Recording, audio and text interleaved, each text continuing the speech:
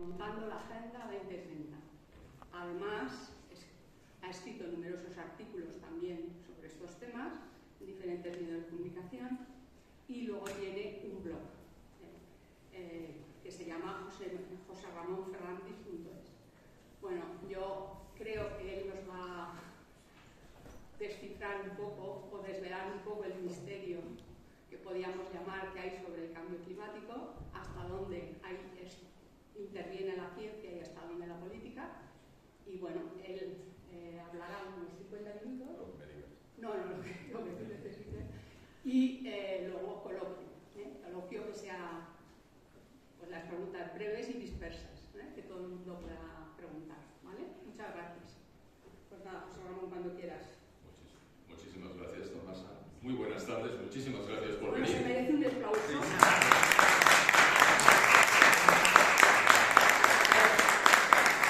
No penséis que los conferenciantes son súper amigos míos y que no pueden negarse. Todo lo contrario. Yo me hago amiga de ellas a través de la gestión de las conferencias. Estoy consiguiendo muy buenos amigos porque son grandes personas y tienen muy buena formación. Y bueno, son muy generosos. Ha venido en autobús desde Madrid, acaba de llegar y mañana se va en autobús. O sea, y que sepáis, aunque lo quería decir después, pero ya lo adelanto, que sepáis que ellos lo hacen, es completamente altruista su colaboración. Entonces, pues se merece.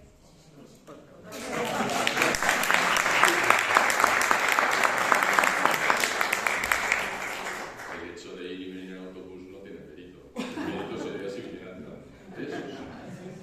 Bueno, tenemos 50 minutos. Ha cometido un error Tomasa diciendo todo el tiempo que necesites. Eso no es cierto. Porque a las 12 estaríamos aquí.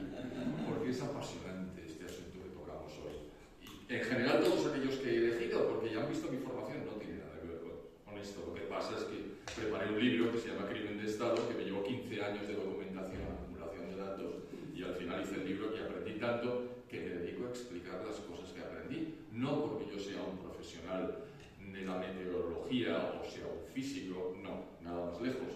En el Congreso de los Diputados me lo echaron en cara, pero si usted es de políticas, ¿cómo se atreve a venir? Bueno, pues de la misma manera que me atrevo a venir aquí. Miren, me voy a ajustar bastante a la presentación para no divagar, ¿vale? Así es que procuraré cortarme y seguir simplemente la pauta que los pantallazos me van apuntando. El título es significativo.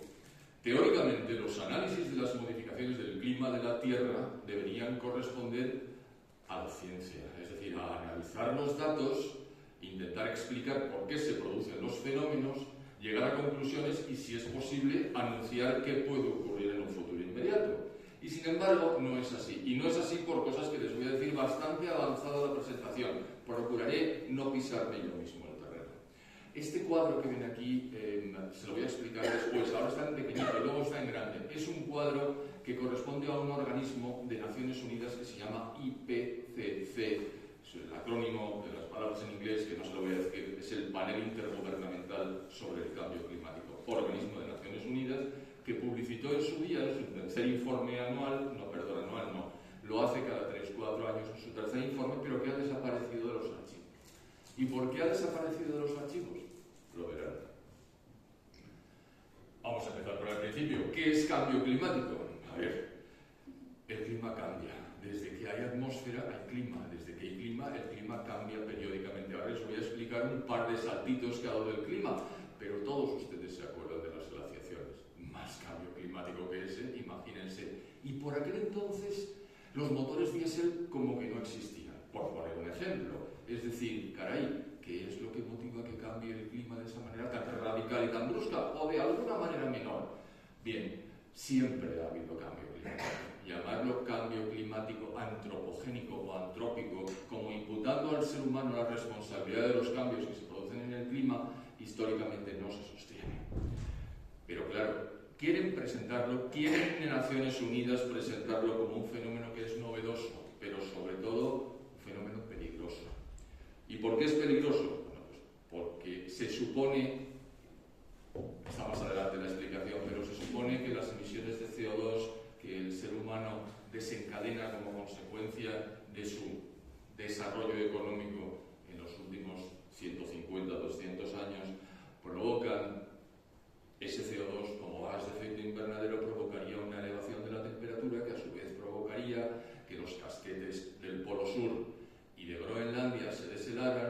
congelarse, se incrementara el nivel del mar en 56 metros. Esa es la hipótesis de trabajo para asustar al personal. Bien, ¿eso es así? Pues vamos a verlo. En los últimos 1200 años se han producido dos fenómenos que están perfectamente datados, no mensurados, no medidos, porque no existían termómetros a la sazón, pero sí conocemos que se ha producido el llamado óptimo climático medieval y la pequeña edad de hielo. ¿Por qué se les llama así? En el primer caso porque la temperatura subió considerablemente durante un cierto periodo, y en el segundo porque bajó considerablemente en otro periodo mucho más breve. Y a partir de 1850, no les explico los detalles porque lo tienen aquí, y lo peor que puede hacer uno es leer el PowerPoint en lugar de explicarles lo que el PowerPoint quiere decir. En 1850 aproximadamente la temperatura empieza a ascender. No se sabe por qué asciende en ese momento, como no se sabe por qué empezó a ascender en el siglo VIII, por qué descendió en el siglo XIV, por qué se elevó en el XV y por qué cayó hasta el XIX. No se sabe. Se sabe qué pasó, y de hecho hay muchas pruebas indirectas, tanto físicas, tanto mecánicas, como también culturales, porque en todo este tiempo se ha tomado nota de todo lo que aconteció. ¿Qué es lo que les pongo aquí?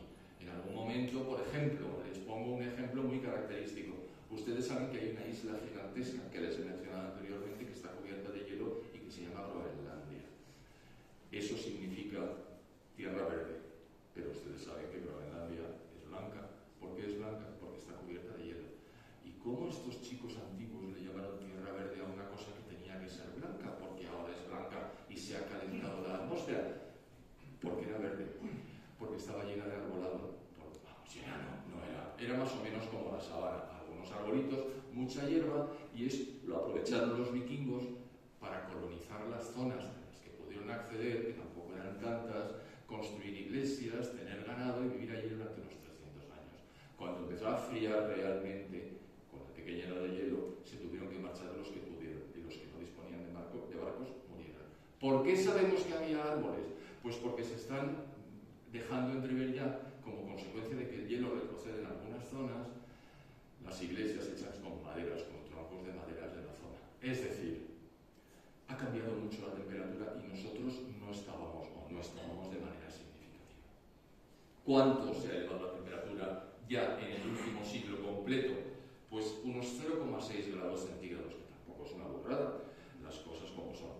Y además no lo ha hecho de manera lineal, lo ha hecho de manera en dientes de sierra. Por ejemplo, se lo explico aquí, se calentó mucho entre el año 14 y el 44, luego se enfrió entre el 44 y el 78, y luego empezó a calentarse de nuevo hasta el 98, pero no más allá del 98.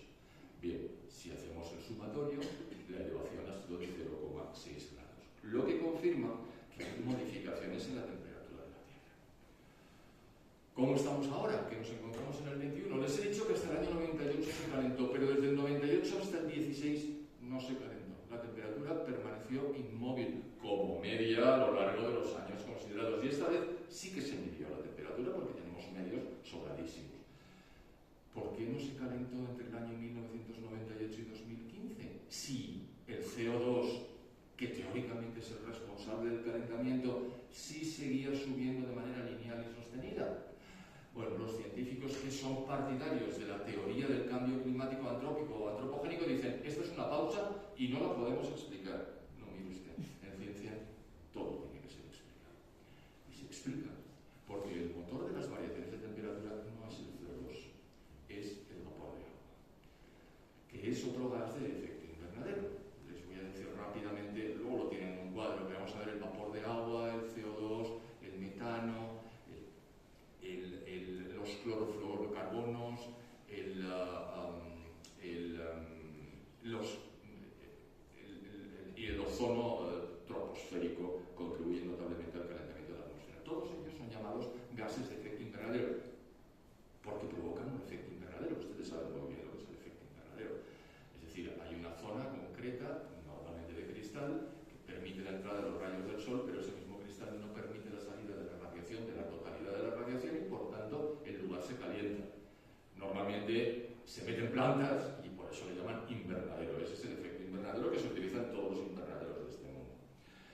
¿Qué pasó entre el 98 y el 16?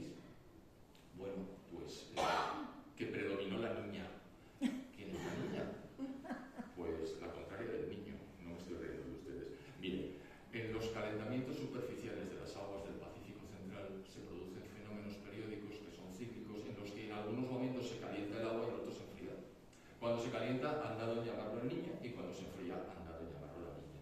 Durante este largo periodo no se calentó en absoluto porque hubo una cierta anomalía, porque estas cosas ocurren a veces. Esto es cíclico, pero nunca es exacto, ¿vale? El CO2 subía, pero no se calentaba. Y de repente en el año 16 sube hasta el 17 y otra vez hasta el 23 no se calienta y en el 23 sube vertiginosamente la temperatura de la atmósfera. Caramba, ¿es que ha subido el CO2 también vertiginosamente? No. Lo que ha pasado es que ha habido una erupción submarina en un volcán que se llama Hunga Tonga. Igual se acuerdan ustedes del famoso volcán Hunga Tonga. Esto fue un volcán que se encuentra a 150 metros por debajo del nivel del mar en el Pacífico Sur, cerca de Samoa, en unas zonas que se llama Tonga, el país, por eso se llama Hunga Tonga. Fue tal la eyección de vapor de agua a la atmósfera que llegó hasta la estratosfera. Y desde entonces viene cayendo ese vapor de agua, ocupando toda la atmósfera, gracias a que los vientos lo desplazan por todo el mundo, y la temperatura ha subido vertiginosamente. Pero esto no es un peligroso calentamiento. Ya saben, todo lo que sube baja. Aquí está el cuadro. Miren, la medición es satelital. El origen es UAH, es decir, la Universidad de Alabama, Huntsville. Eso se hace por satélite, pero fíjense la frase, basadas en las mediciones del satélite.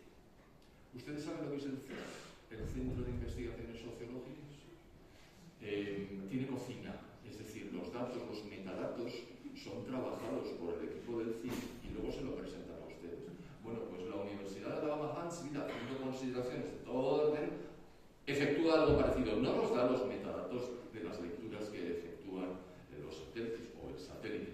Nos da la interpretación que ellos hacen, que es muy ajustada y muy científica, pero siempre a favor de obra. Es decir, aquí se está calentando por culpa del hombre y esto se va a calentar porque se lo digo yo. Pero fíjense, a la derecha del todo pone 2023, 2024, 2025. Fíjense la subida vertiginosa de las temperaturas. Ahí está Hunga Tonga.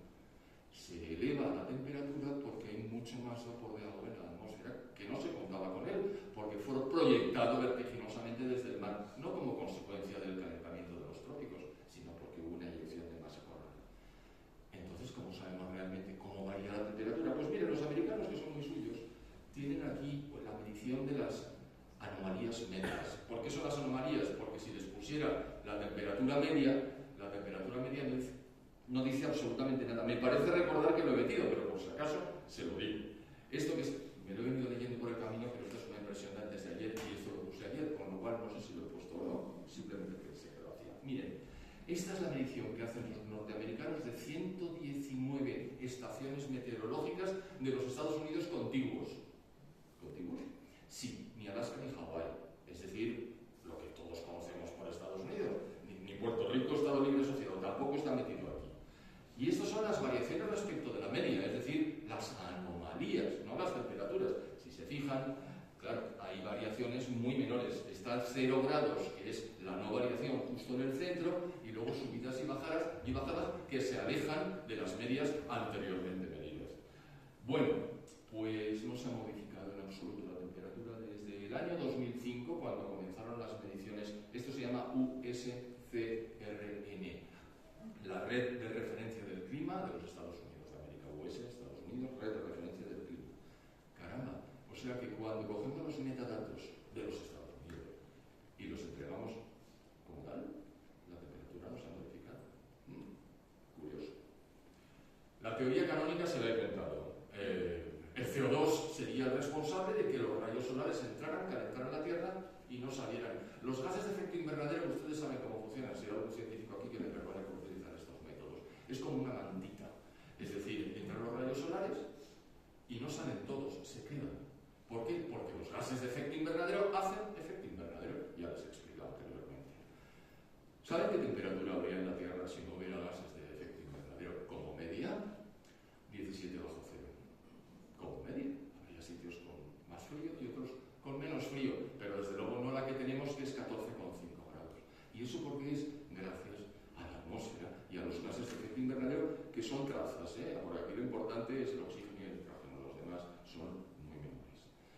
¿Y quién dijo, en primer lugar, que esto se producía de esta manera y que había una correlación, es decir, que hay dos variables que van igual, y una causación, es decir, que una variable causa a la otra en la historia del clima? Pues fueron tres señores llamados Mann, Bradley y Hughes, tres investigadores de los cuales solo el primero, que se llama Michael Mann, es el que sigue bajo los focos, porque ha continuado existiendo. Miren, este es el palo de hockey.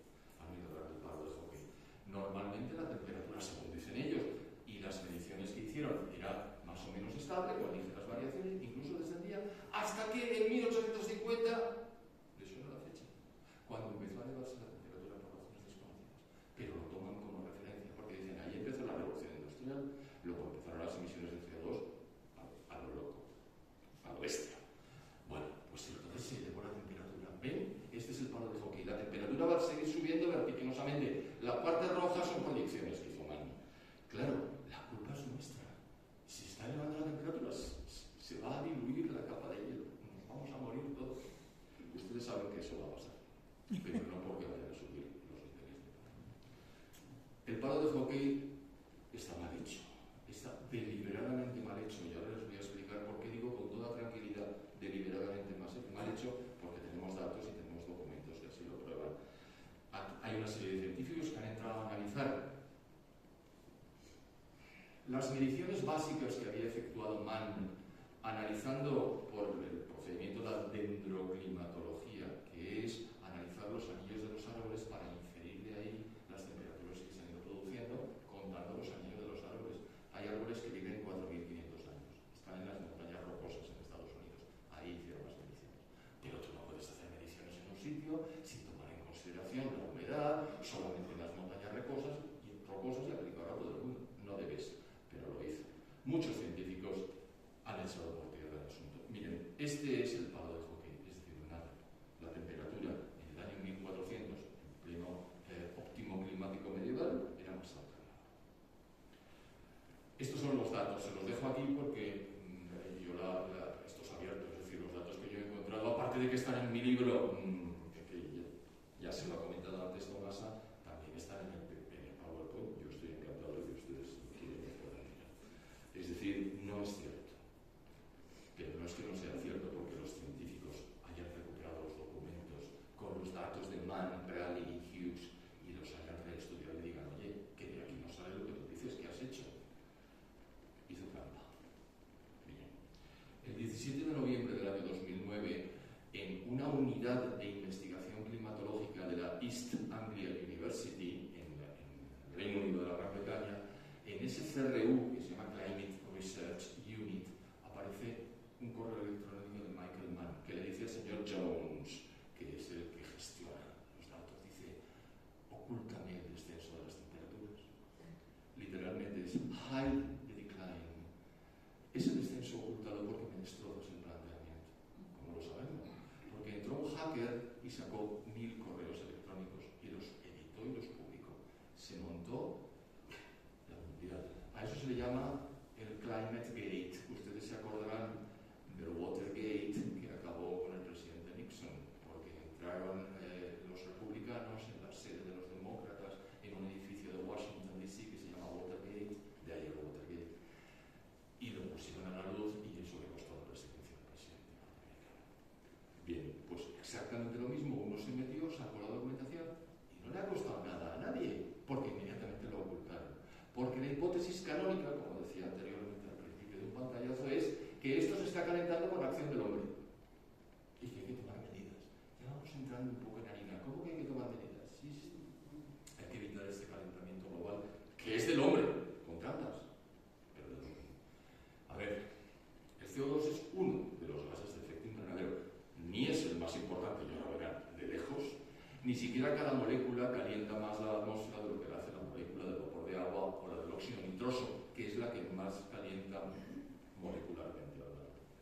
Ahora mismo tenemos en la atmósfera 428 partes por millón.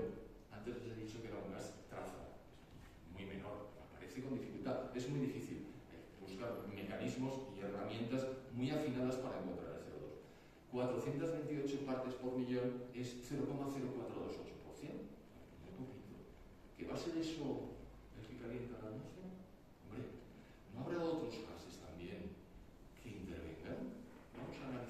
Y por cierto, si es el CO2 que ha emitido el hombre desde 1850, el CO2 que había anteriormente, ¿qué porcentaje del total del CO2 era por comparación con el del ser humano? Y ahí aparece el cuadrito de la presentación inicial, que ahora les voy a traer a colación.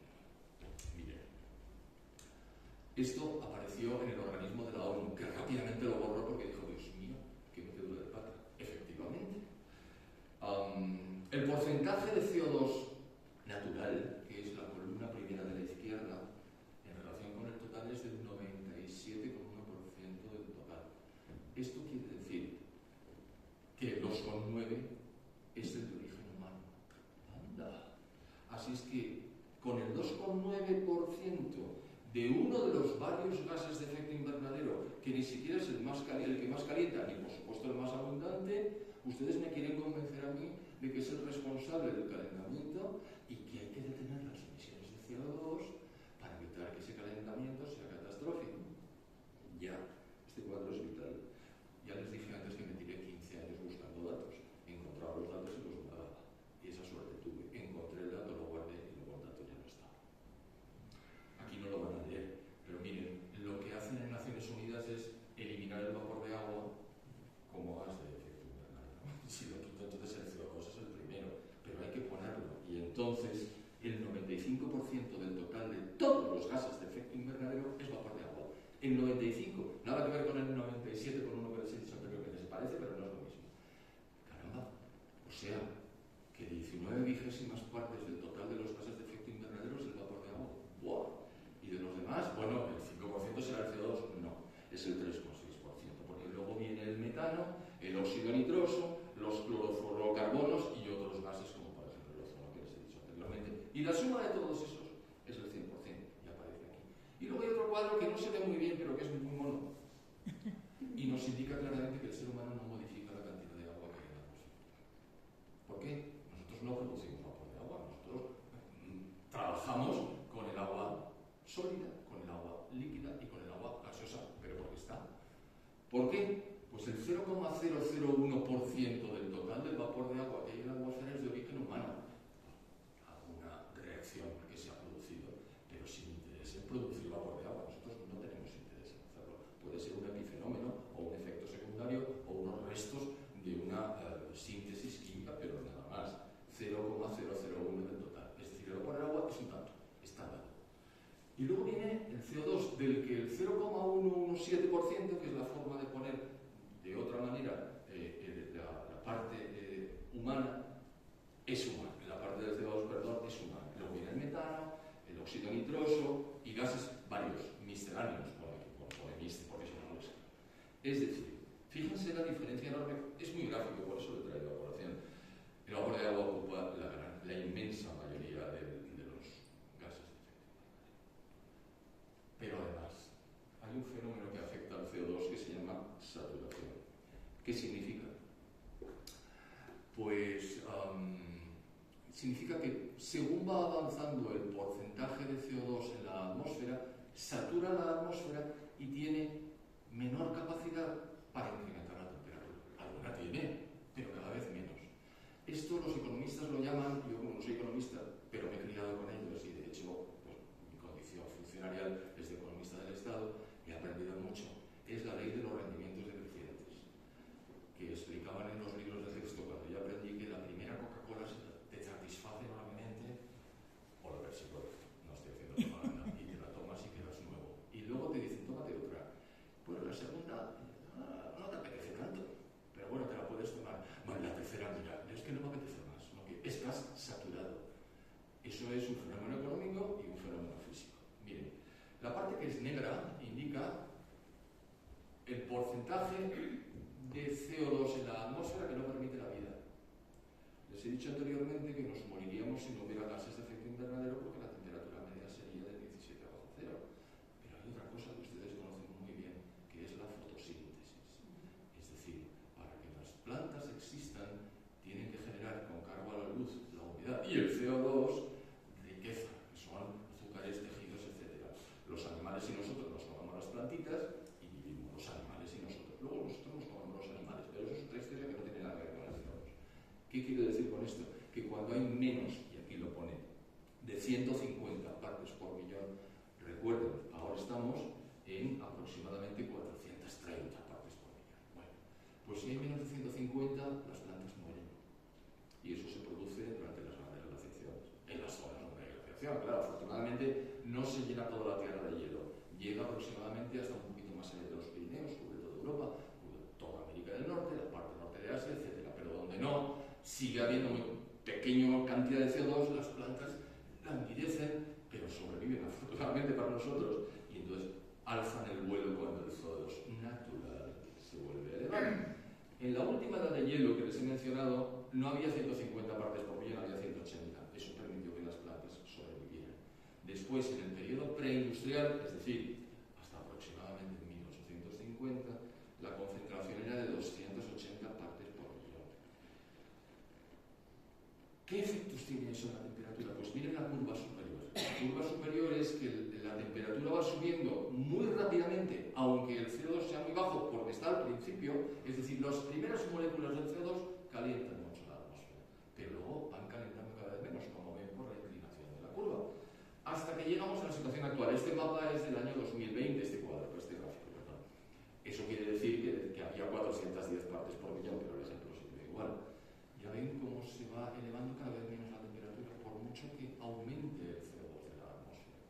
De tal manera que en la época habían medido eso en el año 2020 con 410 partes por millón, la temperatura era la que era.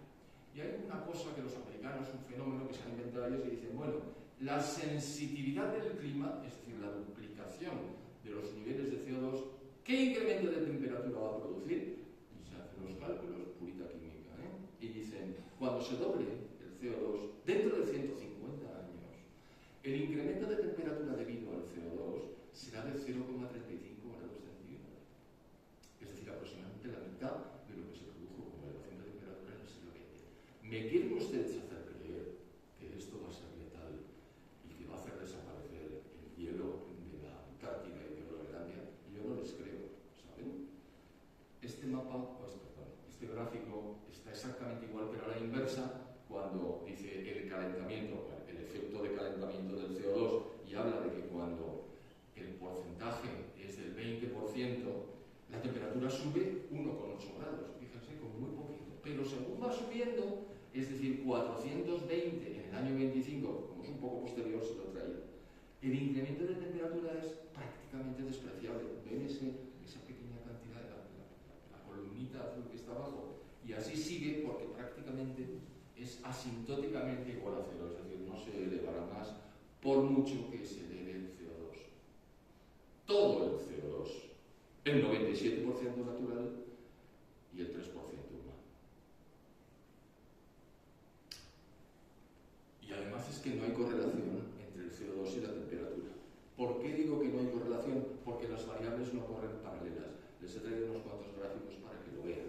Es decir, ya les he comentado anteriormente, el CO2 estaba subiendo, pero la temperatura iba en dientes de sierra, y luego se han producido las dos causas.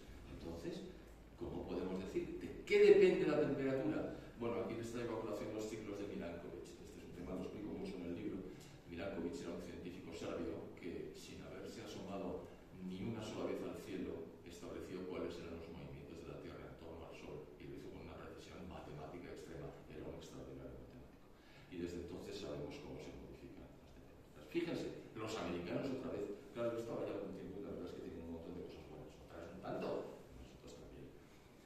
Cuando empezaron a medir, que eso era, estoy llegando, 1800 y pico, el CO2 era un poco bajo y luego ha ido subiendo. Pero miren las temperaturas, la curva negra, son puntitos anuales. Y la temperatura tendría que haber subido igual, ¿no? Que va, es la línea roja, la línea quebrada roja. Es quebrada porque cada año tiene una temperatura máxima y mínima. Las columnas indican el máximo y el mínimo de la temperatura que se ha producido en los Estados Unidos.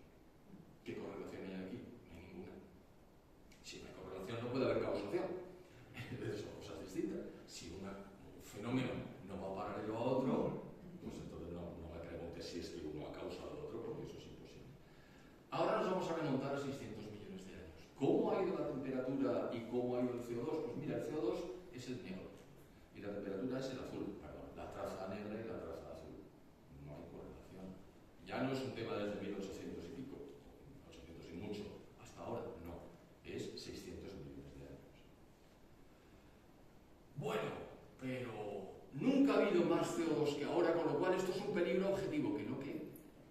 Miren, la situación actual es aquella de allí, es decir, el mínimo histórico. Siempre ha habido más CO2. Ustedes habrán visto Jurassic Park. ¿Se acuerdan cómo eran los helechos? Llegaba el dinosaurio y en vez de comer la hierba, comía los helechos a unos 40 metros de altura. Ahora no tenemos helechos así. ¿Y eso por qué? Porque el CO2 estaba enormemente alto. Bueno, entonces, ¿por qué no menciona lo del agua? Yo insisto mucho en lo del agua, porque es el 95% de los gases de efecto invernadero, y de eso, claro, la mayor parte, la totalidad prácticamente es natural. Es un forzamiento quiere decir capacidad de calentamiento de la atmósfera. Lo que he dicho antes de las moléculas es superior al del CO2. Pero claro, al agua yo no le puedo hacer nada. El agua está ahí. Yo no puedo grabar el agua, el vapor de agua. No lo puedo anular, no lo puedo modificar, no lo puedo condicionar. Es un dato, es un hecho. Pero el CO2 sí puede andar toqueteando. Por eso me interesa decir que el CO2 es importante. Vamos a hacer el calculillo de una vez. Venga. Hemos dicho el CO2 es el 3,7% de todos los gases de efecto invernadero. El de origen humano es el 2,9% de todo el CO2.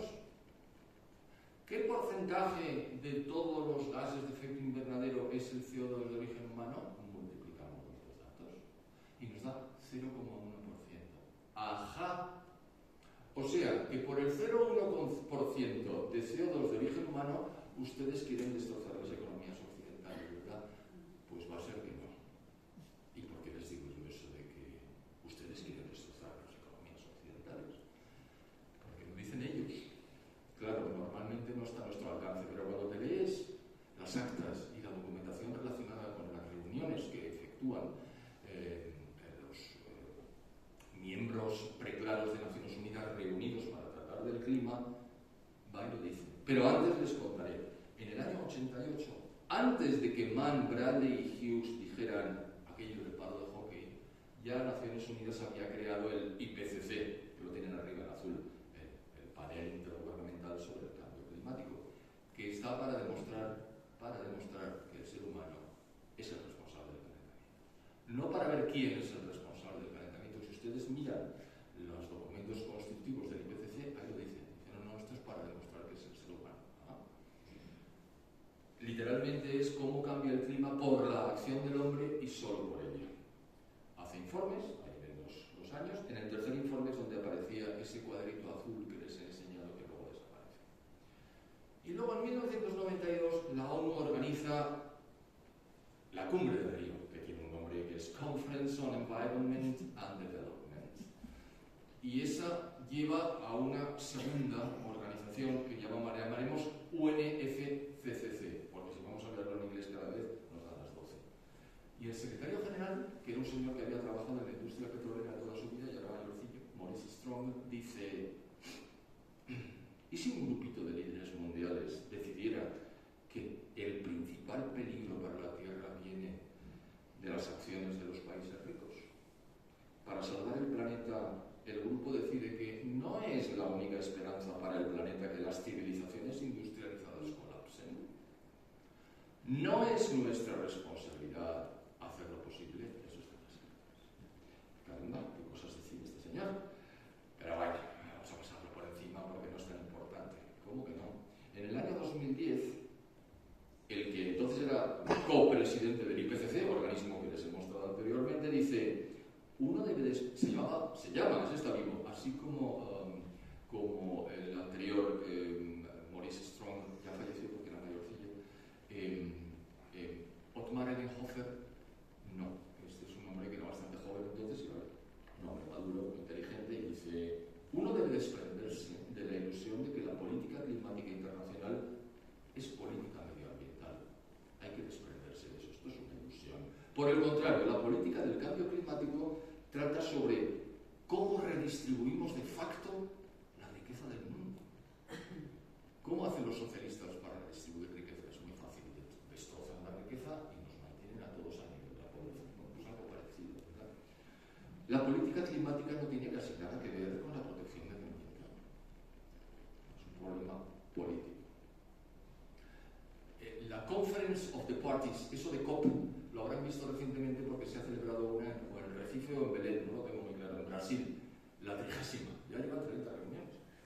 Bueno, pues en esas cumbres se negocia la distribución de los recursos mundiales. Países ricos que van decenas de miles de personas, todos en avión particular, emitiendo CO2 a la atmósfera como si no hubiera un mañana. Pero bueno, esto es un pequeño detalle que simplemente habla de la hipocresía de los líderes. Una señora que es hija del expresidente de Costa Rica, el señor Figueres, ella se llama Cristiana, antes se llamaba Cristina, pero se cambió el nombre, que es la secretaria ejecutiva de la UNFCCC, que les he dicho anteriormente. UN significa siempre United Nations, entonces solo nos queda ya FCC. Bueno, pues es el marco de la Convención del Cambio Climático, UNFCCC. Dijo, esta es la primera vez en la historia de la humanidad en la que nos proponemos la tarea de cambiar el modelo de desarrollo económico. Más claro, no se puede decir. El modelo que ha prevalecido en los últimos 150 años como poco, es decir, desde la Revolución Industrial. 1850, Revolución Industrial, incremento de la actividad industrial del ser humano, mayores emisiones de CO2 de origen humano. Ahí tenemos la clave, ya les hemos pillado, les vamos a hacer virutas. Ya, luego llega un señor que ya se ha muerto, Richard Lachman, sería el equivalente al Partido Comunista de Estados Unidos de América del Norte, que dice: el cambio climático es un asunto en torno al cual la gente puede unirse sin fronteras, es decir, que los países no afectan, oponiéndose tanto a fascistas como a neoliberales. Esto lo dicen comunistas. El cambio climático provee un marco en el cual los socialistas pueden unificar las políticas internas e internacionales. Bueno, pues este es el planteamiento. En el año 2005 se creó el protocolo de Kioto, que les sonará para intentar reducir la temperatura de la atmósfera. Cero para la Tierra, no consiguieron absolutamente nada, la temperatura siguió a su ritmo y el CO2 siguió subiendo, claro. En 2016 se constituyó el Acuerdo de París, ese acuerdo del que el presidente Trump sale, luego llega Biden, entra, luego llega Trump y sale. ¿Por qué? Porque recomienda, porque no es obligatorio a los países, alcanzar determinados objetivos de calentamiento. Fíjense, en el año 2030, 15 años, 14 años después de la firma, podríamos alcanzar una reducción de temperatura de 0,05 grados centígrados. Oiga, pero si eso no se puede ni medir, además las variaciones naturales no le permiten garantizar nada. ¿De qué me está usted hablando? Bueno, pues esto es irrisorio todo, es un intento de manipular. En resumen, y antes de llegar al final, porque lo que queda ahora es política, economía, sociedad y relaciones internacionales. Es mentira, es falso, nos engañan, lo dicen ellos mismos. ¿Y detrás quién está? Un organismo que se creó en octubre de 1945 única y exclusivamente para garantizar la paz en el mundo. Se llama Organización de Naciones Unidas. Ha habido 75 guerras, no han conseguido parar ni una, no han conseguido evitar ni una. Y ahí están encantados de conocerse a sí mismos, intentando llegar al 81º año de existencia, porque acaban de cumplir los 80 años desde el año 45. La ONU no es capaz de realizar su objetivo fundacional y por tanto se ha inventado otra serie de cosas. Por ejemplo, las transferencias netas de renta entre los países ricos y los países pobres. Eso se llama ayuda oficial al desarrollo. ¿Les sonará? Miren, entre el año 1960 y el año 2016, que es cuando yo necesité coger el dato para hacer mi libro Globalización y Generación de Riqueza, las transferencias contabilizadas entre los ricos y los pobres, para acabar antes, eran de 100 millones de dólares. O sea, 100 millones. Se lo digo primero para que no piensen que estoy traduciendo billions. No, no. Estoy traduciendo trillions. Eso es en español, 100 billones de dólares. ¿Y saben cuántos países del mundo salieron de la pobreza gracias a las transferencias monstruosas que hemos efectuado en este largo periodo de tiempo? La respuesta es fácil y la pueden saber todos ustedes. Ninguno. Entonces, miren, había un economista ya fallecido, húngaro, que se llamaba Peter Bauer, no Peter porque era húngaro, Peter, que trabajaba en la London School of Economics y dijo eso de la ayuda oficial al desarrollo es el dinero que los pobres de los países ricos envían a los ricos de los países pobres, es decir, los que pagamos impuestos, entre entregamos, quieras que no, nuestro dinero al Estado a través de la agencia tributaria que sonará, y entonces luego llega al Ministerio de Economía y reparte el gasto. Es decir, nosotros los pobres, entre comillas, porque somos relativamente pobres comparados con los ricos de los países pobres que reciben el dinero. Algo de ese dinero va a empresas occidentales que realizan trabajos de infraestructura y la inmensa mayoría se queda por el camino. Y están todos encantados de conocerse. Y bueno, claro, y ahora se han metido con lo del clima. Pero esto es una paparrucha y va a acabar con todos nosotros. ¿Saben por qué? Miren cómo. Ustedes saben que la energía, no solo la eléctrica, sino toda ella, pero esencialmente la eléctrica, ha subido mucho en los últimos años. Y ha subido mucho porque nos quieren imponer la... Bueno, yo he venido por la carretera y estaba sorprendido, porque en un momento dado no hacía más que ver generadores de energía eólica, esos que dicen que son tan verdes y tan sostenibles. Bueno, pues la idea de nuestros líderes es, a partir de ahora, eólica y solar. Y lo demás, emite CO2. Fuera. ¿Cómo? Sí, ni carbono, ni gas, ni petróleo, ni hidroeléctrica. Oiga, que la hidroeléctrica no emite nada. Bueno, pero eso lo hizo Franco. Fuera. Y la atómica. No se pueden utilizar, hay que utilizar eólica y solar. Oiga, pero esas energías son esencialmente intermitentes.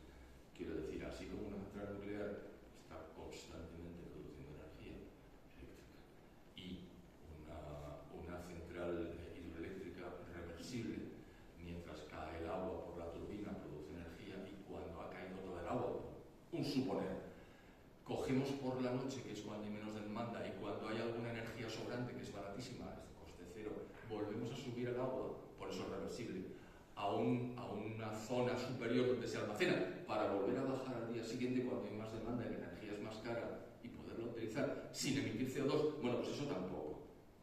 Esa no es intermitente, esa es permanente. Y la nuclear ni le cuento, y el gas ni les cuento, y el carbón ni les cuento. Es que eso emite CO2.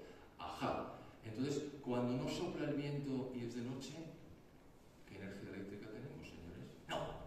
Pero para eso están las baterías, las gigantescas baterías. Les digo de pasada, vamos, por supuesto lo he editado en mi blog, pero no se lo voy a que lo vean allí.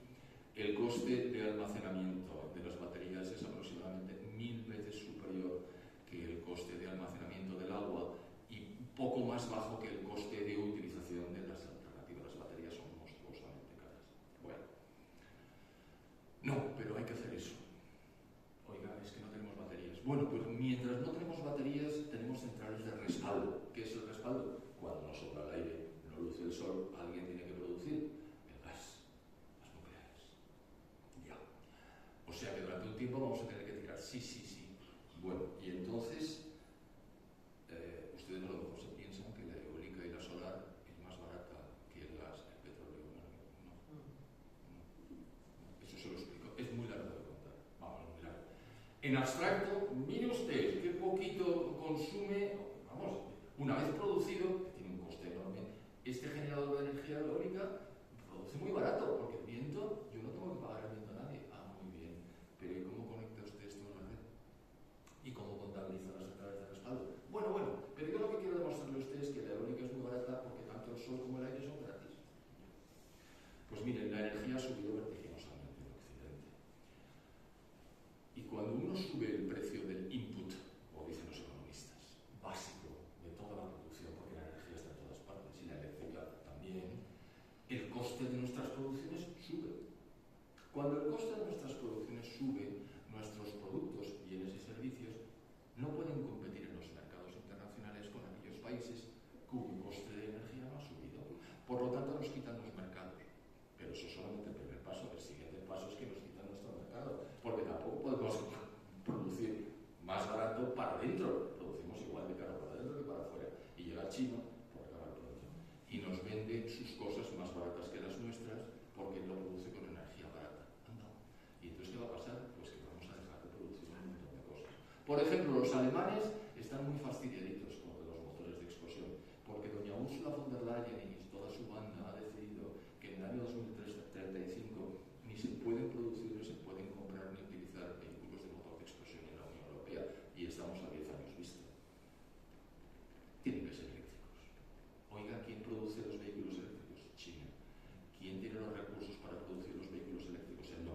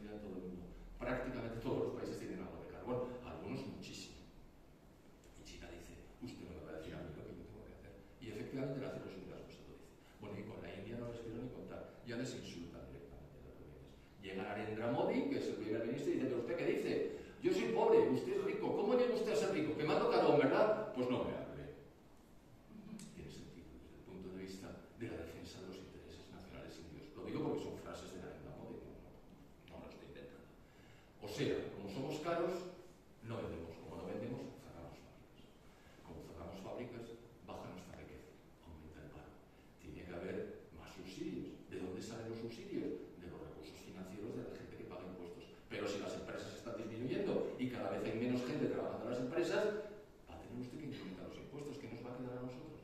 Bueno, pues eso es lo que les pasa a los alemanes. Llevo una temporada de un mes aproximadamente que he sacado 4 artículos en mi blog sobre el deterioro de la situación industrial en Alemania. ¿Qué hace una empresa alemana a la que le incrementan el precio de la energía artificialmente? Se deslocaliza. Ustedes saben lo que es eso. Coge la central y se la lleva a otro sitio. ¿A qué sitio? Al sitio donde la energía es barata. ¿Qué sitio es ese? Ya se lo he dicho. Sí. Conclusión. Nos descapitalizamos y la fatalidad es absoluta porque si nos descapitalizamos ya no podemos invertir más, con lo cual eso sí que es un futuro de color carbón, es decir, mierda. Esas serán las consecuencias económicas. Las sociales, si se reduce la riqueza disponible porque hemos tenido que parar, la calidad de vida cae, aumentan las privaciones, las clases medias se encogen, cosa que ustedes han leído ya varias veces en muchos sitios, y además de que ya no tenemos hijos, peor, vamos a tener menos porque tenemos menos recursos. Fíjense, aquí hay una situación inversa. El descenso de la natalidad es paralelo al incremento de la riqueza disponible, pero con un decalaje, es decir, transcurren muchos años hasta que las sociedades, cuando se enriquecen, dejan de tener hijos. Pero no se ha comprobado que los vuelvan a tener cuando se empobrecen. Eso es una hipótesis de trabajo. En cualquier caso, nos encogemos. Miren, no tiene nada que ver con la presentación de hoy. Hace una semana aproximadamente que los norteamericanos han presentado su agenda estratégica mundial. Y entre la página 32 y 33 hay una que habla de Europa. Y dicen, ¿saben lo que les pasa a ustedes? Miren, en el año 1990 ustedes europeos eran el 25% del PIB mundial.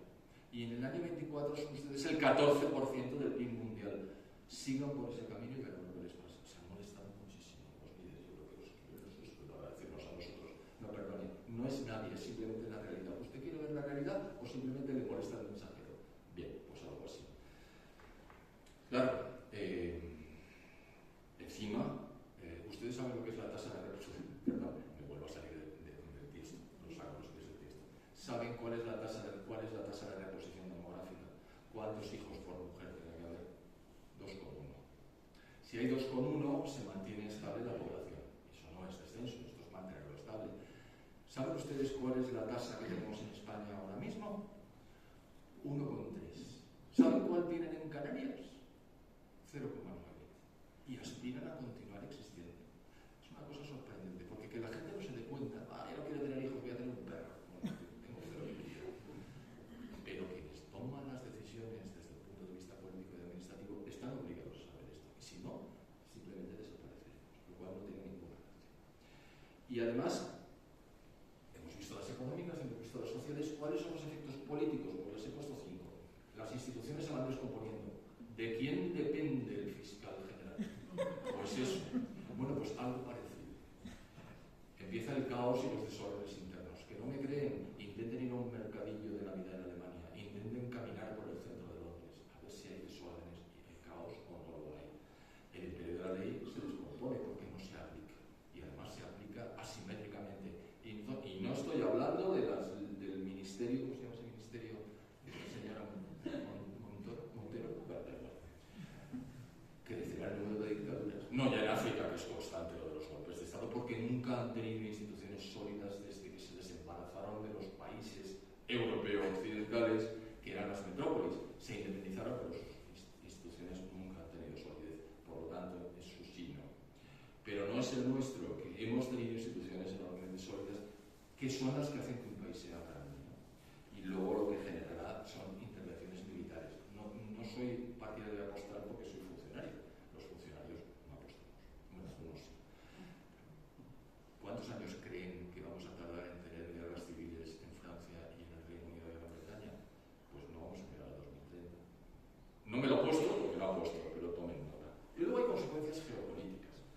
Es decir, Europa, ya lo han visto por el dato que les acabo de dar, estamos cada vez más pequeñitos, nos encogemos como Europa continental y como Unión Europea, digamos, político-administrativa institucional. La Unión Europea se va por el sumidero. ¿Por qué? Porque ya se ha ido el Reino Unido, que podía hacerlo porque tenía moneda propia. Nosotros no. Nosotros tenemos el euro, que no es moneda propia. Es moneda de la eurozona, somos 20 países. Si nos vamos, como hemos incurrido en un endeudamiento brutal en términos de euros, si nos vamos, ya peseta se devalúa respecto del euro. Y por lo tanto, nuestra deuda del 120% del PIB se convierte automáticamente en 240% del PIB. Y o nos volvemos argentinos, cosa que no recomiendo, o a ver cómo diablos pagamos esa deuda, con qué esfuerzos y con qué dolor. No nos podemos, ¿vale? Pero los hay que sí. Hay 7 países que tienen moneda propia, algunos de los cuales es rico, con lo cual tampoco tiene mucha deuda emitida en euros. Por ejemplo, el que tiene moneda propia y es rico se llama Suecia, tiene la corona sueca, se puede ir mañana. ¿Cuál es su problema? Un problema de carácter comercial. No les puedo contar el origen de la Unión Europea, pero es muy interesante. Bueno, las invasiones se están produciendo ya, ustedes a lo mejor le quieren llamar a esto inmigración ilegal. La República Agustina temporalmente va a alcanzar una importancia grande. No va a superar a los Estados Unidos, porque harían ustedes mal en creerse los datos económicos de la República Popular China, como hacían mal en creerse los datos económicos de la Unión Soviética, donde yo estuve destinado, en Moscú. He estado 2 veces, una con Gorbachev y otra con Yeltsin. Los datos eran falsos. Los datos chinos son falsos. Pero con todo, es un país enorme que ha crecido vertiginosamente, chapó. El que sí que va a crecer es India, porque los datos no son falsos y tienen 1.440 millones de personas. La demografía es el futuro. Rusia tiende a desaparecer. Esto del ejército ruso, el ejército ruso es una paparrucha, un desastre absoluto. Avanzan como avanzaron en la Segunda Guerra Mundial a base de cadáveres, pero bueno, consiguen el objetivo. Los Estados Unidos van a quedar aislados por voluntad propia y se van a formar dos bloques, el bloque norte y el bloque sur. Les suenan los BRICS, ese es el nombre del bloque sur. Y nos vamos a separar, es decir, se va a acabar lo que se creó en 1945, que fue la Pax Americana, que gracias a que los Estados Unidos eran los gendarmes universales, todo estaba relativamente tranquilo. Y Naciones Unidas tenía que hacerse cargo. Tenía que hacerse cargo. Podemos evitar todo esto. ¿Saben cómo? Simplemente no penalizando las emisiones de CO2. Y todo este panorama espantoso y gris que les he dictado, que les he contado, no tendrá lugar. Basta solo con eso. Muchas gracias.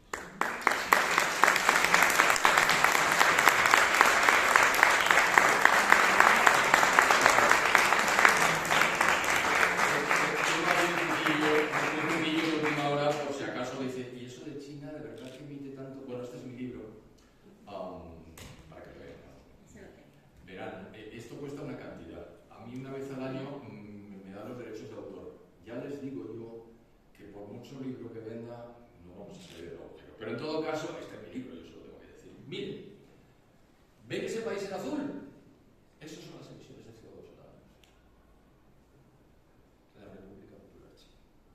Lo tengo en otra versión, por si acaso hay alguna duda. No lo he quitado para no repetirlo. Bueno, es esto. Es decir, si los países como la República Popular China hacen de su cama un sallo, ocultan el origen del COVID, condicionan las votaciones en la Asamblea General de Naciones Unidas y tienen un puesto de control en el organismo eficiente de Naciones Unidas, que es el Consejo de Seguridad, porque ustedes saben que hay 5 países miembros estables, permanentes, y 10 que cambian, son 15. Los 5 permanentes tienen derecho de veto. No, esto no se hace, por mucho que vote. Si no me interesa lo que ha votado en la Asamblea General, llega China y veta. ¿A ustedes les sonará el veto de la Unión Soviética? ¡Niet! Que se decía que es la forma de querer los rusos decir que no. Bueno, pues no, y separaban, no se podían aplicar las decisiones de la Asamblea General. Pues esto lo hace la República Popular China. ¿Que quiénes son los otros 4? Pues miren, Estados Unidos, Rusia, el Reino Unido de la Gran Bretaña y Francia, que no hacen uso del derecho de veto prácticamente. Lo hacen los Estados Unidos y China. Y Rusia de vez en cuando, pero Rusia ha perdido todo control, con lo cual tampoco hacen mucho. ¿Quién manda? Desde el punto de vista administrativo internacional, la República Popular China, y se permite hacer cosas como esta. Pero esto era un exordio, no tenía nada que ver con lo que les había dicho. Yo estoy encantado, estaré encantado de contestar a cualquier pregunta que me quieran hacer. Así es que... Bueno, muchísimas gracias por la claridad gracias de a tu ustedes. exposición, y nos ha dibujado un panorama certero de cómo nos engañan. Tú has hablado del desarrollo económico, que bueno, nos lo están aniquilando, pero sin embargo ellos, ¿no? Los que nos gobiernan, nos dirigen, pensando que hacen lo mejor para nosotros, pues se llenan la boca hablando del desarrollo sostenible. Claro. Pero ellos piensan en hacer lo mejor para ellos. No, ya,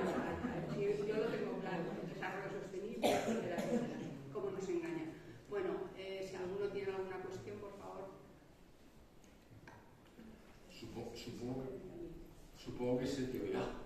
Sí, no. Tienes micro. Bueno, gracias por la intervención.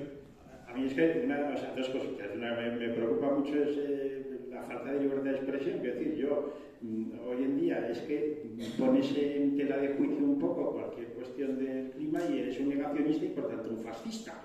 O sea, entonces ya lo que me empieza a preocupar es que si das una opinión, resulta que eres un fascista. O sea, el fascismo ya no es no dejar opinar a los demás, resulta que lo contrario, pues esto no tiene sentido. Entonces yo creo que la libertad de expresión es otra cosa que está en grave peligro en nuestra supuesta democracia.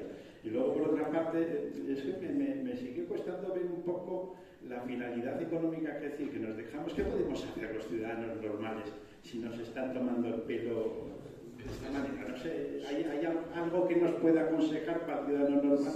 Y gracias. No, por Dios, encantado. Muchísimas gracias. Miren, se darán cuenta de que no hay tantísimos científicos que sustenten la hipótesis contraria a la oficial. Científicos en activo. ¿Y por qué? Porque cuando un científico está trabajando y expresa sus dudas, no es que sean negacionistas. Saben ustedes que el término negacionista tiene muy mala uva, porque eso se aplica a los que negaron el holocausto. Y claro, dicen, si negaron el holocausto, tan fascistas son estos como que niegan el calentamiento global. Palabra de Dios, pues no. Y cuando el científico que está en activo niega la hipótesis fundamental antropogénica, deja de trabajar. No le contratan, no publica, lo que ha publicado se va al fondo y la gente no lo encuentra en internet, es decir, está muerto él y su familia. No hace falta matarlo, lo matan socialmente. Con lo cual, si ustedes se fijan, todos los que hablan como escépticos están jubilados, que es mi caso, ciertamente.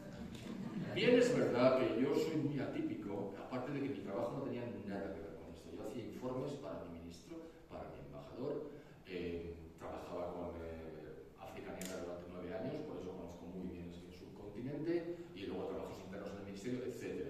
Es decir, mi trabajo no tiene nada que ver con esto, y a mí nunca me han impedido hablar. Un poquito raro sí que soy, pero bueno. Y ahora que estoy jubilado, hombre, me pueden quitar la pensión, pero esto son palabras mayores, con lo cual me tienes en cuenta. O sea que lo importante es ¡facilita! Ya, pero el peligro también es que, digamos, que todo el sistema educativo está contaminado, desde abajo, pero desde muy abajo. Todo es Agenda 2030, todo es energías renovables, la culpa es el CO2 antropogénico, y entonces esto, claro, las generaciones nuevas suben así. Sí, ayer estuve impartiendo algo muy similar a esto en la Universidad Francisco de Vitoria, que es una de las universidades privadas que hay en Madrid, y eran chicos jóvenes, podían tener 21, 22. Era una ternura que me hacía saltar las lágrimas. ¿Y qué vamos a hacer con los pobres negritos que extraen el coltán en la República Democrática del Congo? Y me quedé mirándola, digo, ¿sabes lo que es el vudú? Era una chica muy joven. Y dice, pues mira, coges una figurita que soy yo, y cuando yo me vaya, por lo que te voy a decir, clavas cosas. A ver si hay suerte y acabas conmigo. No me importa lo que le pase a los niños de la República Democrática del Congo.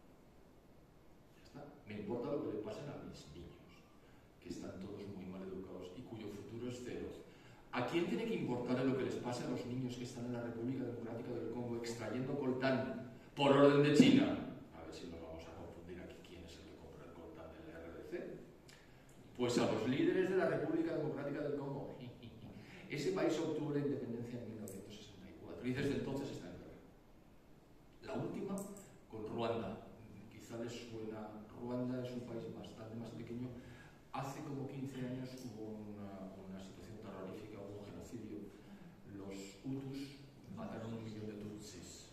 Son poblaciones racialmente distintas. Y al final los Tutsis se hicieron con el poder y los Hutus huyeron a Uganda. Y desde entonces Ruanda es un país enormemente creciente, ordenado y con buenas instituciones, pero la República Democrática del Congo, que está al lado de Uganda y al lado de Ruanda y de Burundi, no se sostiene de ninguna de las maneras, sigue en guerra, hasta el punto de que el señor Trump dice, ¡he parado la guerra! Tú que no sabes lo que es África, hombre. Y no, la guerra sigue. ¿Por qué? Porque los líderes de la RDC pasan totalmente de sus ciudadanos. Tienen unas tasas de crecimiento brutales y entonces dicen, bueno, se mueren estos niños, pero habrá más. ¿Sabe qué? Que es verdad. Por lo tanto, A mí lo que me preocupa es la educación de nuestros hijos y decirles la verdad. Y claro, decir la verdad suele tener costes. Yo vengo diciendo esto desde hace años, no me ha parado nadie por la calle diciéndome negacionista, tontolado, ¿no? Primero porque me escuchan pocos, me leen menos, pero porque esto es verdad. ¿Qué podemos hacer ya? No podemos no pagar impuestos. Si alguno lo había pensado, eso se inventó en Estados Unidos. El tipo duró 3 días. La IRS fue a por él y lo metió en la cárcel. Y desde entonces vieron que no era posible. No es fácil, porque ustedes tienen que consumir energía, tienen que soportar la inflación, tienen que soportar el paro, las dificultades, que les engañen con las estadísticas del paro, como hace, ¿cómo se llama esa señora? Y todo esto tienen que soportar estoicamente porque no les queda otra. Cuando me preguntan eso, que me lo preguntan mucho, se lo digo. Cuando usted se cruce con un político de los que sustenta esta hipótesis, párale y diga, ¿sabe lo que le digo? Que no estoy en absoluto de acuerdo con lo que usted está haciendo y que no tenga usted vergüenza. Si se sienta en el restaurante al lado suyo, usted se levanta y se va. Es decir, ¿qué podemos hacer los ciudadanos contra nuestros líderes? Nada. Más que este tipo de cosas. Que ya les digo yo que no es testimonial, que les molesta muchísimo. Muchísimo. Mire, le cuento lo del Congreso. Me llevó un partido político a que les explicara a los diputados por qué el CO2 no pintaba nada y por qué no tenía sentido que sacaran una ley que reformaba una ley de 2001 sobre derechos de emisión. Los derechos de emisión es una cosa complicada. Son como unos bonos que uno gana cuando uno emite por debajo de lo que emitía, tiene derecho a bonos. Cuando uno emite por encima de lo que emitía en 1990, tiene que pagar los bonos para poder seguir trabajando. ¿Quién se queda con el dinero de los bonos? Bueno, hay un porcentaje que se queda el Estado y Naciones Unidas, claro. No tiene sentido porque el CO2 no pinta nada aquí. Oiga, les dije, mire, esta ley no tiene sentido que la sigan discutiendo porque plas. Y durante 15 minutos pude exponer, muy brevemente, claro. Y entonces me contestaron diciendo lo primero que es usted un negacionista. Entonces yo le dije, era un señor del PSOE, tengo que decirlo. Y entonces le dije, pero es que usted es un calentólogo. Y entonces se molestó. ¿Me molesta que yo le diga calentólogo y no me tengo que molestar? Digo, pues hágaselo mirar. Allí somos todos muy educados y salimos de nuestro escaño hablando amigablemente todos. Pero la señora del PP me dijo eso, oiga, pero el CO2 no es contaminante. Digo, no, el CO2 es un gas excelso. Necesario para la vida. Sin él no estaríamos vivos. Y entonces le hice la pregunta del millón, también es mala leche por mi parte, pero mire qué quiere que le diga por esto. Y le dije, ¿usted sabe cuál es la concentración en la atmósfera? No lo sabía.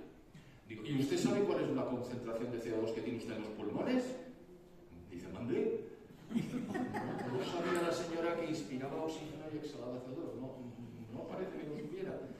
Pero recuerden, pongamos que son 400 para hacer la cosa fácil. 400 partes por millón ahí fuera. Por cierto, aquí tenemos 2.000, no se alarmen, pero eso es porque estamos respirando. Tenemos 40.000 partes por millón. 100 veces más que en la atmósfera. Y aquí estamos tan lentos. ¿Y eso es contaminación? Venga, señora. Quiero decir que les molesta mucho que les diga las cosas. Mi recomendación es que se las diga. A ellos no les interesa ni el dato científico ni el dato histórico. Les interesa el sueldo, como el señor Ábalos, que acaban de decirle que no le pagan el sueldo. No sé si se han dado cuenta, pero acaba de decidir la mesa del Congreso que no pierde el escaño, pero que no tiene ni los ingresos, ni el paro, ni el seguro de enfermedad. Mire por dónde. Si es que el señor Ábalos tendrá que sacar el dinero de ese que tiene por algún lado y tendrá que pagarse el seguro. Eso es lo que les interesa, enriquecerse a costa nuestra. Yo siento ser tan claro, pero es que soy así desde jovencillo. En el libro está muy bien explicado. No como ahora. Gracias, señora. ¿Se lo ha leído? Tengo el libro y tengo dos. Bueno, pues muchísimas gracias. Tengo un afán. Teresa. Gracias, Teresa. ¿Cuál es el otro? ¿Cuál es El el otro otro? es Franco sin adjetivos.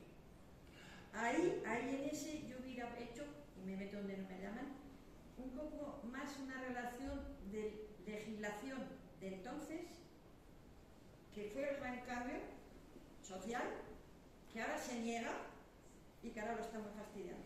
Sí, ese dato lo tienen algunos amigos míos. Es un libro muy breve explicando qué ocurrió en España entre el nacimiento de Franco y su muerte. Y luego un exordio final, una conclusión, hablando un poco, sin ni una sola valoración sobre los acontecimientos. Por eso se llama Todo hechos. Franco sin adjetivo, un hecho tras de otro. Teresa, podéis escribir la segunda versión y colaboráis. Vamos, se lo digo porque lo importante en la investigación, aunque uno no sea un físico, es coger los datos y mostrarlos adecuadamente. No intentar engañar a la gente diciendo lo que te interesa y no diciendo lo que no te interesa, porque así no formas ni a los niños ni a los mayores. Y estaba hablando de ese libro, perdón, que no tiene que ver con esto, pero bueno. Este libro que a Teresa le ha gustado, ahí sí que tengo valoraciones. ¿Saben por qué? Porque me molesta que me llamen negacionista. Entonces yo les llamo de todo. Y en el libro suelto algunas palabras gruesas. Soy una persona educada. Pero quiero decir que no es un libro aséptico. Es un libro que procura reírse de esta buena gente que nos engaña. Bueno, y en el de crimen de Estado el título ya lo dice. Claro, el editor me dijo, José Ramón, ¿por qué pones ese título? Digo, ¿te has leído el libro? Dice, no, léete. Y cuando se lo leyó dijo, sí señor, el título es adecuado. Es que esto es un crimen contra la población. Nosotros estamos educados, todos nosotros, estoy seguro de ello, en el respeto a la autoridad y en el supuesto de que nos van a decir la verdad, porque los hemos elegido, bueno, de aquella manera, eso ya es otro tema, para que nos representen y para que nos guíen, para que nos lleven por la senda del bienestar. Esa es la idea. Pero, ¿y si no hacen eso? ¿Les vamos a seguir creyendo? Bueno, pues la autoridad no tiene autoridad. Y además nos mienten todo el día. Últimamente, cada día salen como dos noticias de corrupción, de robo, en fin, de barrabasadas varias que el partido en el gobierno y sus adláteres realizan con cargo a los presupuestos generales del Estado, a nuestros recursos financieros, a nuestros intereses. Y encima, cuando hay una inundación en Valencia, llega el pájaro este y dice, si quieren ayuda que lo pidan. Entonces, claro, estamos en manos de gente manifiestamente mejorable, por eso hay que decírselo. Al señor Sánchez ya saben ustedes que no se le puede decir nada porque tiene un cinturón de protección de unos centenares de metros para que no le lleguen los abucheos, pero a los demás sí. Yo he visto por la calle al ministro de la Presidencia y de Industria, y de Justicia, me he cruzado con él en alguna ocasión, al alcalde de Madrid, al que tanto quiero, y no le he dicho nada porque como me estaba sonriendo, digo, ahora se le va a bailar la sonrisa, pero no me va a costar nada decírselo. De hecho, tengo la fortuna de que me aceptan en algún programa de televisión y allí se lo digo, porque sé que sí que lo va a oír, con educación. Simplemente diciéndole, señores, ustedes nos están engañando y esto es una vergüenza. Pues no me vote, te dirá. Y ese va a ser el problema, que al final no les vamos a votar. Pero porque esto va a cambiar bastante. Va a cambiar bastante, sí. Estamos todos muy cansados, ¿vale? No sé yo. Al alcalde de Madrid sí que le dije yo varias cosas. Pues eso es lo que hay que hacer. Eso es lo que hay que hacer. Le para que digo, oiga, mire. Qué poca vergüenza tenía cuando había prometido lo del Madrid Centro y tal, y que lo empeoraba más. Fíjense. Y mis hermanas me decían, ojo los escoltas, digo, a que no me detienen. No, los escoltas están muy malos los escoltas del señor Se Reina. cayó el pequeñajo, que es como yo, y se fue. Es muy menudo, sí. Yo le vi, pero dije, ¿pero dónde están los escoltas? Pero estaban como unos 15 metros por detrás, abiertos. Ese es el mecanismo, yo no tengo nada que decir, yo que sí. Pero si hay alguien que le quiere dar al alcalde ese museo, cruza con él, vámonos, se lo quita, pero nadie. Pero bueno, no estoy proponiendo. Quiero decir que los escoltas no están cerca. Me chocó, usted a lo mejor no los vio. Yo los vi porque eran dos señores gigantes y el señor alcalde tampoco necesita tanto, pero bueno. Ustedes saben lo que es las zonas de bajas emisiones, ¿verdad? Sí. En Zaragoza ha empezado hoy. Miren, se supone que el CO2 no puede ser emitido en una zona concreta. ¿Por qué? Para mejorar la salud y la falta de contaminación y tal, pero ustedes saben que el CO2 está en la atmósfera y que es movido de un lado a otro por los vientos dominantes y que las moléculas están 5 años en la atmósfera. ¿Qué me está diciendo usted de restringir el acceso a una zona cuando el CO2 hace lo que le da la gana? Claro, porque usted no es quien. Al CO2 dele usted una orden al Brasil. Es una cosa tan completamente absurda que parece mentira que los políticos de los partidos que están enfrente le digan, ¿pero qué dices? ¿Y saben por qué no se lo dicen? Muy probablemente porque cuando les toque a ellos, también multarán y también cobrarán. Volvemos a estar explotando a la población. Más preguntas, por favor. Bueno, gracias por venir hasta aquí a traer un poco de luz a Teruel Gracias. y por que es que hay cosas que son, ya está, no, es como eso que dicen, no hay más preguntas, señoría, ¿no? Punto. ¿Cómo es posible? Bueno, por un lado yo creo que sí que hay un atisbo de cambio en el sentido de que desde que salió Al Gore en sus conferencias y tal, hasta ahora sí que es un tema del que se habla y se pone más en duda y dentro de que cuestionar cualquier relato oficial ya han conseguido esa palabra de negacionista y ya está, y con eso parece que lo desmontan todo mucho. Pero bueno, yo creo que sí que se va compartiendo muchas cosas y se van viendo cosas. Hoy salía una noticia que Forestalia ha cerrado en 48 horas, no sé si 12 o 14 filiales antes de que fueran a revisarles allí los de la UCO, ¿no? Entonces, bueno, son cosas que van calando y yo creo que gracias a Dios van desprestigiando su relato y haciendo que cada vez menos gente se lo trague, porque vamos viendo la pobreza en la que nos vamos sumiendo, o sea que la realidad está ahí, ¿no? La pregunta está más relacionada a cómo han conseguido imponer o ganar esta batalla cultural a nivel tan global, digo a nivel global refiriéndome a Occidente, porque evidentemente este relato no lo compra nadie más que nosotros, que somos como endogámicos entre Estados Unidos, Europa y listo, ¿no? ¿Cómo han conseguido ganar esta batalla cultural a lo largo de tantos años con, por supuesto, tantos distintos políticos de tantos países pasando uno detrás de otro, ¿no? Y te ha faltado decir con nuestro dinero. Claro. Claro. A ver, el último libro, no he querido hacer hincapié, lo hemos hecho entre un señor que se llama Felipe González y yo. Felipe González Zavala, no Márquez. Se lo digo siempre para que la gente diga, Felipe González. Se llama Desmontando la Agenda 2030. De los 17 objetivos de la Agenda 2030, no les voy a contar el libro, de los 17 objetivos de la Agenda 2030, 2, que eso es mucho, están orientados a la energía y al clima. Y se supone que nos quieren imponer desde Naciones Unidas la visión canónica, estándar, oficial, que es la del CO2, ya se vota. Claro, esto lo hacen especialmente poniéndose en contacto desde Naciones Unidas con los organismos que tutelan a los estados nacionales. Ahora hablo de Europa, no hablo de Estados Unidos porque es un caso especial, ¿no? Ni de Canadá, ni de Nueva Zelanda, ni de Australia, ni de Japón, que son los otros países, y Corea, que son los otros países miembros de la OCDE, pero que nos pillan un poco lejos y además son casuísticas diferenciadas. No, eso lo voy a dejar.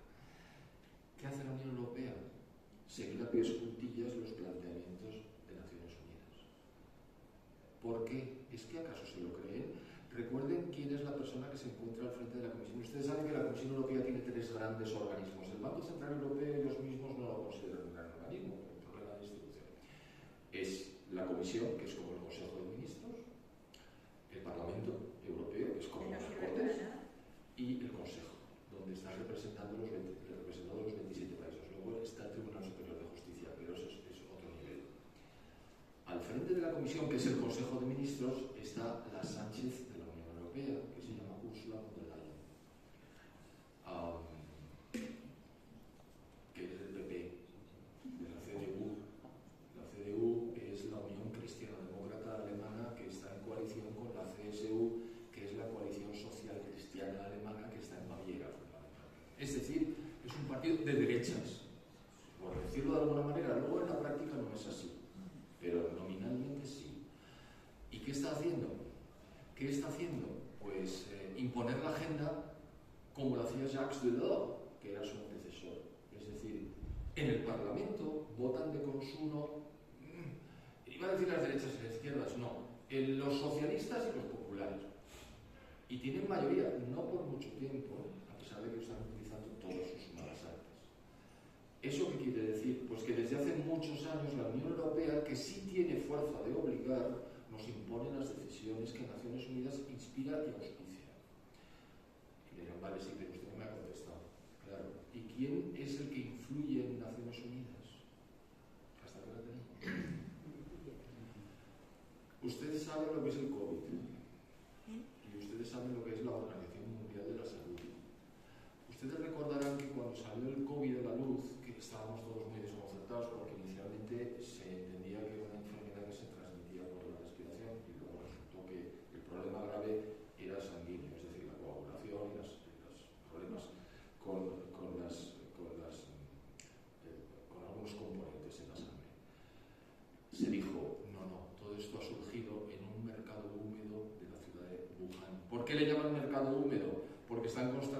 echando agua para limpiar los estantes. Los chinos son muy limpios. Resulta que un murciélago, por alguna razón mutante debía ser, pilla el virus y es comido a su vez por el murciélago, que vive enganchado en los árboles o en las cuevas. Se lo come un pangolín que va por el suelo, pero por alguna razón va y se lo come. Vamos a creérnoslo. El pangolín, ustedes saben que los chinos se lo comen todo. Cuando digo todo, es todo. Es decir, todo bicho que se mueve, y aunque no se mueva, por ejemplo, el cohombro o pepino de mar, se lo comen también. Es una especie de gusano, se lo comen. Bueno, aquí también, ave que vuela a la cazuela. Pues imagínense un buitre al horno, horroroso. Pero cuando hay hambre, pues en China ha habido mucho hambre. Bien. Y entonces dicen, no, pues yo me como el pangolín. Entonces llega un señor, compra un pangolín muerto y se lo zampa. Y se coge el virus que había pillado por alguna razón el murciélago que llega al pangolín y se lo come el señor. Y el señor tose y catapum chimpón. Algo. Y aquí tenemos la pandemia. Eso es mentira, claro. Se ha sabido que es mentira años después. Cuando era evidente, esto es como de la peste porcina. A ver si se van a creer que era un bocadillo de mortadela que se comió el jabalí. Es evidente que se ha escapado del laboratorio que está a algunos centenares de metros de donde encontraron el primer jabalí muerto con la peste porcina. Yo pienso que eso también nos están engañando con No le quepa duda, pero eso también es mentira. Bueno, y entonces dice la República Popular China a la OMS, cápame esto porque el responsable soy yo. Porque tengo un laboratorio donde los virus están siendo tratados para ganancia de función. Esto se llama arma bacteriológica. Y no es que lo sacaran, no, yo no creo que lo sacaran, porque si quieren echar un arma bacteriológica no la echan en Wuhan, la echarán en Taipei, que es en donde quieren entrar. No se les fue. Y entonces dije, pero es en China. Los chinos son avanzados. No puede ser. Di algo. Tedros Adhanom Ghebreyesus. ¿Quién es ese? Pues el secretario general de la OMS. Este es un etíope, del Partido Comunista Etíope, que masacró a 2 millones de personas junto con el partido en el que trabajaba y que después ha sido nombrado, gracias a China, secretario general de la OMS. Si ustedes ven la foto, lo pueden buscar en internet. Busquen Tedros Adhanom Ghebreyesus, no se acuerdan, pongan OMS, y pongan visitando a Xi Jinping, que sí saben quién es, y verán la genuflexión de Tedros Adhanom Ghebreyesus, que se postra genuflexo. Pues esa es la relación que tiene la OMS con la República Popular China. Están las órdenes.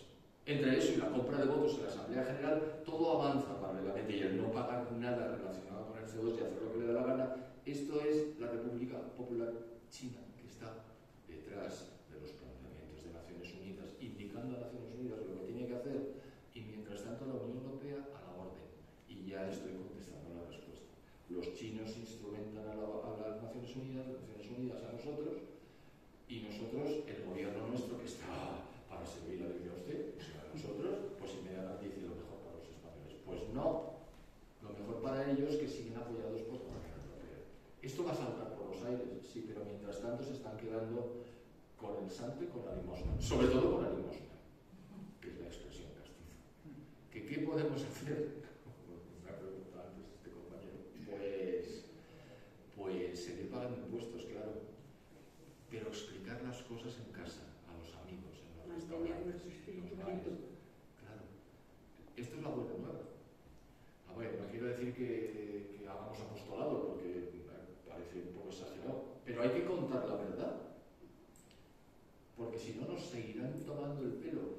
Miren, hay un señor que dicen que es muy mal educado, que es el presidente de los Estados Unidos, y ya ha dejado de financiar a 4 organismos de Naciones Unidas. El primero, la OMS, porque no toleraba lo que hicieron. Y las injerencias en el funcionamiento de la sanidad de los países, que nos quieren poner pasaportes sanitarios que nos van a impedir desplazarnos. Cuidadín. Bueno, pues se acabó el dinero. Y además se lo ha quitado a la UNRWA. ¿Qué es la UNRWA? United Nations Relief for the War en Palestina. Porque ese organismo de Naciones Unidas apoyaba, apoya y apoyará a los terroristas. Y a los terroristas de Hamas. Y entonces ha dicho el presidente norteamericano, mire, ni un duro, no queremos saber nada de ustedes. El tercero es la UNESCO, que se dice pronto. ¿Por qué? Porque está divulgando desde su púlpito, porque es la función de la UNESCO, está divulgando todas estas mentiras. No con mi dinero, El cuarto se llama UNIFIL, ese es mucho menos importante, ese está desde el año 80 y algo, en la frontera entre Siria y el Líbano para impedir que haya enfrentamientos. Bueno, ahí lo que ha dicho Trump es que en el año 27, el 1 de enero, ya no habrá financiación. Retiren ustedes UNIFIL, pero también están de acuerdo los franceses y los británicos. Cuarto organismo. Se han puesto muy nerviosos en Naciones Unidas. Antonio Guterres, que es el secretario general, se ha puesto mucho más histérico de lo normal. ¿Saben ustedes que Antonio Guterres va del bracete de una señora que se llama Greta Thunberg? Y los dos dicen cosas parecidas. La última de Guterres es: el mundo está en ebullición. Cuando estaba hablando de ebullición, 100 grados.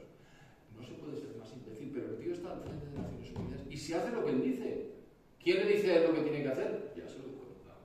Entonces tenemos que acabar con esa entidad. Como nosotros no podemos, porque nosotros no les enviamos el dinero a los de Naciones Unidas, yo estoy esperando el momento en que Donald Trump, cuando termine con el tema de Venezuela y cuando ya las tierras raras puedan ser refinadas en Estados Unidos, porque no es otra cosa lo que ha hecho cuando ha negociado con Xi Jinping, sigue mandándome tierras raras que si no me bloqueas la industria. Mientras tanto, las tierras raras ustedes saben que son minerales, que están en todas partes, pero que para sacar el principio activo fundamental, todos los metales estos maravillosos que están en nuestros móviles, los ordenadores, los motores eléctricos de todo tipo, etcétera, hay que tratarlos, y ese tratamiento es muy contaminante. Esta vez sí, y a los chinos esto les importa muy poco. Contamino, pues contamino, tengo 9 millones de kilómetros cuadrados, sigo contaminando. En Estados Unidos no se puede hacer. Hay que gastarse más dinero para que los efluentes, es decir, lo que sale cuando tratas el mineral para sacar la tierra rara correspondiente, o la tierra rara para sacar el mineral, perdón, es al revés. Gastándote más dinero puedes tratar los efluentes y no contaminas. En un año Estados Unidos sale de la situación y entonces aranceles del 200% para los chinos. Y aquí empieza el baile de verdad. ¿Por qué? Porque China depende absolutamente de sus exportaciones. Si Estados Unidos le impide por completo la exportación a Estados Unidos, quedamos Europa y el resto del mundo. Si Estados Unidos pone un arancel del 200, cuenten con que Japón, Corea, Taiwán, Australia, Nueva Zelanda hacen lo mismo. Canadá no, porque tienen un cabreo solo, pero bueno, ¿qué le vamos a hacer? Ya lo arreglarán. Estamos entrando en una dinámica de enfrentamiento. Les quiero decir que el periodo 1945-2025 ha sido el más largo de la historia de la humanidad sin una guerra grande y gorda. No digo que tenga que haber guerras para que la gente tenga la cabeza fría, muy al contrario, pero esto no se va a repetir, es más, se va a terminar. Y vamos a entrar en una nueva dinámica en la que tenemos un enfrentamiento a cara de perro con la República Popular China y en parte con Rusia, no con India. India va totalmente por libre, pueden estar seguros de ello. La ventaja, los chinos no son lo que dicen que son en cuanto a crecimiento, y los chinos están decreciendo su número de chinos a una velocidad vertiginosa. ¿Por qué? Porque las tasas demográficas de crecimiento están muy por debajo del 2,1, puede que estén en torno al 1,2. ¿Les suena a ustedes Mao Zedong? ¿Se acuerdan de la política del hijo único? ¿Qué significa eso de la política del hijo único? Una tasa del 1%. No se pueden revertir los movimientos sociales de un día para otro, con lo cual los chinos están viviendo la miseria gracias a Mao. No se lo reconocerán, pero díganselo. Por cierto, Mao Zedong se cargó a 60 millones de personas directamente, él, y lo decía. Entre el gran salto adelante que tuvo lugar entre 1956 y 1964 y la revolución cultural. No importa, porque había muchos chinos. Quiero decir, estamos hablando con gente que es así. Imagínense si a los chinos les tratan así, ¿qué harán con los que no somos chinos? Pues eso, vendernos coches eléctricos. Más madera, por favor. Yo quería hacer una intervención. Me llamo Eduardo, soy físico. Hombre, Y... pues venga, saco aquí. No, para nada. No, vamos a ver, cuando hablo de las trazas del CO2, pequeñas variaciones del CO2 suponen mucho, aunque os digan lo contrario. O sea, si hay pequeñas variaciones en el CO2, eso altera mucho más que otros componentes de la atmósfera. Pero quitando este asunto, y también quitando todo el tema político, me parece que necesitamos un cambio cultural porque estamos viviendo en una sociedad donde consumimos muchísimo, despilfarramos todavía más, y si el asunto del cambio climático nos ayuda a tener un cambio en nuestro modo de vivir, bienvenido sea. Bueno, lo primero, como usted es físico, tiene la autoridad que reside en sus palabras. ¿Qué puedo decir? No le voy a decir. Mire, usted no es físico, claro que es físico, y lo que ha dicho usted tiene sentido cuando estamos hablando del tramo inicial de concentración de CO2 en la atmósfera. Esto lo podemos discutir luego aparte porque la gente no tiene por qué aguantar nuestras discrepancias. Estamos despilfarrando una enorme cantidad de recursos en Occidente. Eso, vamos a ver, yo tengo ya muchos años. Recuerdo cómo era la vida cuando yo era pequeñillo. Es decir, escaseaba la comida. Y por supuesto no tirábamos nada. Yo recuerdo en mi familia la gente dando vueltas a los trajes. No sé si ustedes saben de qué estoy hablando. Porque no tenías para otro traje. Le daban la vuelta y la parte interior del traje era la parte exterior y ya tenías traje. Yo no, pero yo lo veía hacer. Por supuesto, el plástico no existía, ese derivado del petróleo. Vamos, no existía apenas, no había bolsas de plástico. Yo recuerdo las bolsas que utilizaba mi abuela para ir a la compra, eran un material cosido que era como un patchwork, como de cuero. Y los rollos de papel de estraza, o sea, eso era lo que se usaba y todo se conservaba, no había tanto desperdicio. Por supuesto, los ríos no llevaban al mar islas de plástico que están en el mar con unas dimensiones tremendas y que hay que tratar. Todo ha cambiado muchísimo. ¿Por qué ha cambiado muchísimo? Porque interviene básicamente la variable precio.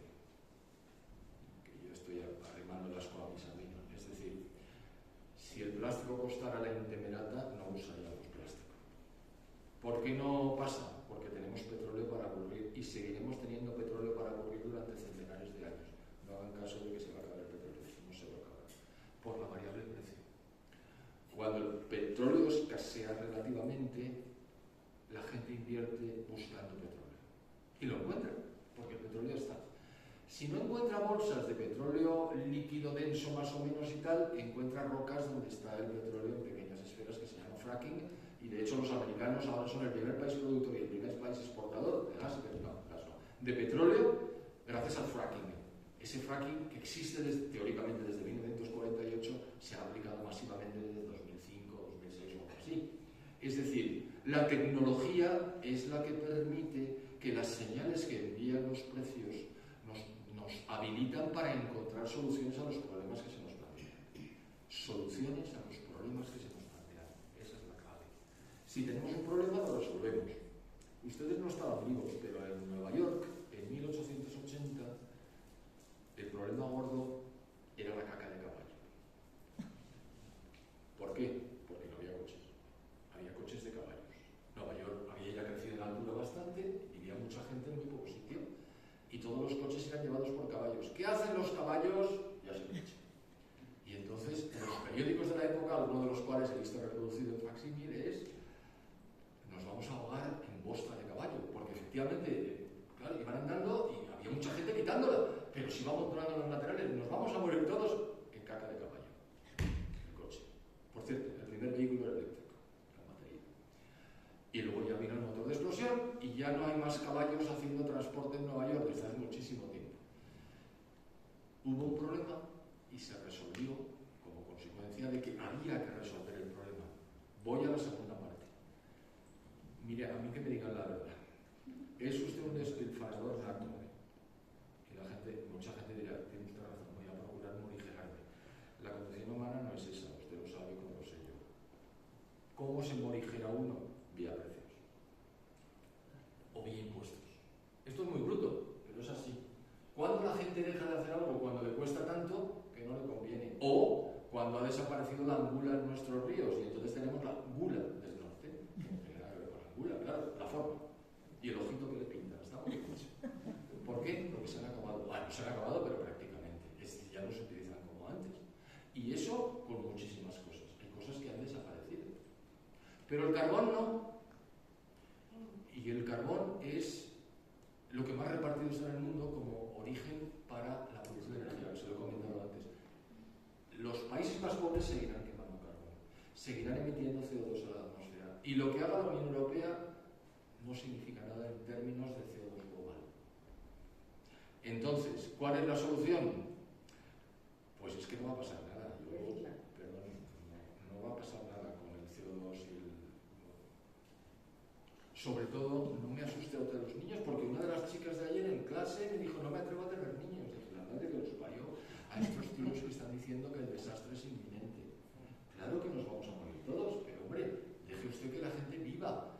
Intervino un ingeniero que después de mí, que había estado en Repsol y en Cepsa, hablando de extracción y tal, y les dijo, oye, no tengáis miedo, no va a pasar nada en vuestra vida, no va a pasar nada, las variaciones son muy lentas.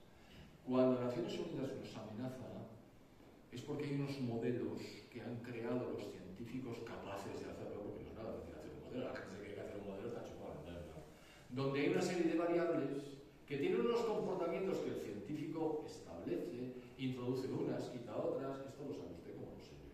Y entonces al final te dice, la temperatura va a subir 5 grados. Esto es reciente, porque cuando yo empecé a trabajar en este libro, la temperatura iba a subir 2. Es decir, cada día quieren asustarnos más. Nos asustaron con el COVID, nos asustan con la temperatura, nos quieren mantener desconocedores de la realidad para que no seamos capaces de decirles, oye, maulas, fuera de ahí. No os necesitamos. Vosotros nos necesitáis, pero nosotros no os necesitamos. Esto no es política, esto es sociedad. Mire, que no va a pasar nada mal, hombre. Que va a seguir haciendo frío en invierno, calor en verano. Lo grave sería que hiciera frío en verano. Mire, eso sí. Pero estamos hablando de frío. El frío mata, el calor no mata. Me dirán, hombre, ¿cómo que no? Esas olas de calor en Europa, en la Unión Europea, en algunos países, los viejitos muriéndose porque tal, no tienen aire acondicionado. Ya, The Lancet es la revista más prestigiosa en materia médica que yo sepa que hay en el mundo, pero a lo mejor hay otras. Y ha permitido la publicación de un estudio en el que dice que el frío mata 10 veces más que el calor. Como dicen los latinos, rebus sic stantibus, mientras las circunstancias externas que entran en la ecuación no varíen. Es decir, aquí lo que nos tiene que dar miedo es que los veranos sean fríos, porque en un verano frío las cosechas se van fuera y ahí empieza el problema. Por cierto, me estoy enrollando con la parte del romano, pero bueno, el objetivo número 2 de Naciones Unidas es acabar con el hambre del mundo. No sé si recuerdan, hay 17.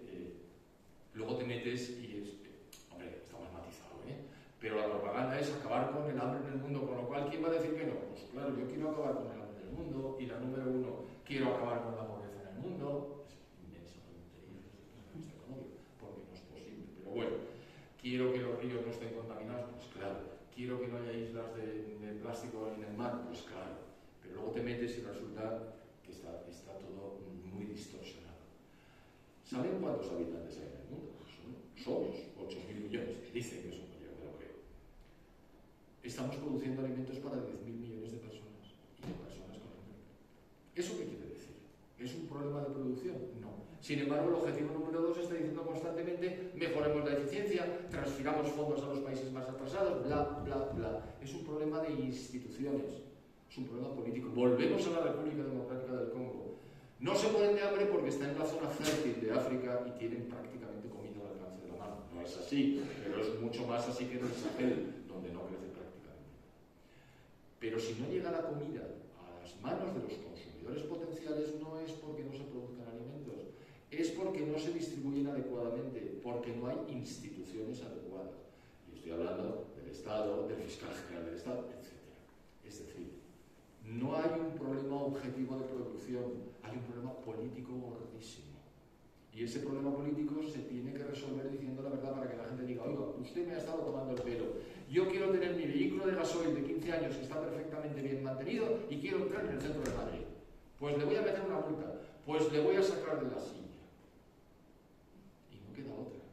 Porque lo que usted está diciendo es mentira y no tiene sentido que cuando usted se meta en el centro no pueda llevar el coche de gasoil, pero cuando vaya de la Castellana para abajo sí lo pueda llevar, porque eso es absurdo. Y lo que está generando es las multas que usted cobra, que voy a intentar que no me las cobre, que me devuelva el dinero, y el malestar de la gente que ha tenido que achatarrar sus vehículos para poder circular. Eso es un crimen. Eso es un crimen. En este caso, municipal, no de Estado. Vamos a dejar que los problemas que surjan, los reales, se vayan resolviendo. ¿Y cuáles son los problemas reales? La espantosa desorganización de los países pobres y la criminalidad de los países comunistas. A ver si vamos poniendo las cosas. ¿Alguna pregunta más? Ya la última. La última y rápida. Un ejemplo no vaya a ser lo del ozono, que o sea, nos machacaron con el agujero de la capa de ozono. Oye, y luego no sé qué pasó, en 4 días se acabó. Pero hay un ozono bueno y uno malo. El estratosférico y el... No, por poner una comparación con esto de que siempre nos asustan que se acaba, se acaba. Mira, ahí llegaron a un acuerdo los científicos y los políticos de todos los países. Se supone que el agujero de la capa de ozono protege a la Tierra de la entrada de los rayos ultravioletas. Cuando se abre un hueco, esos rayos inciden sobre nosotros y nos hacen dos cosas a nosotros, ¿eh? Nos queman la piel y nos generan cáncer cutáneo o nos destrozan la retina a través de una intensidad excesiva en rayos solares cuando miramos, en fin, es un problema. Claro, eso pasa solamente en la Patagonia y en el Polo Sur, con lo cual es un problema para los argentinos, los chilenos y los pingüinos. Pero bueno, dicho esto, no tiene por qué estar pasando y se analizó durante muchos años y en 1987 se firmó el Protocolo de Montreal. ¿Qué decía el Protocolo de Montreal? Se dejan de emitir CFCs a la atmósfera. Bueno, clorofluorocarbonos, que son los que entraban en reacción química con las moléculas de O3, que es el ozono, y ellos formaban otras cosas, pero desaparecía el ozono troposférico, el que está arriba en la troposfera. Eso que olemos aquí cuando llueve, que es el ozono, ¿no? Este no tiene nada que ver, es ozono también, pero es otro tipo de ozono. Bien. Pues mire, la capa de ozono se está recuperando, pero no tanto. ¿Por qué? Pues porque no debía ser suficiente la explicación de los CFCs. Hemos dejado de producir CFCs y sí, se ha cerrado, pero se ha parado de cerrar. Es lo último que he leído, porque estas cosas las leo constantemente por si tengo que modificar una versión del libro. La parte buena, llegamos al acuerdo enseguida. ¿Por qué? Porque hay sustitutivos del CFC que se pueden utilizar para refrigerar, que es básicamente la utilización de los CFCs.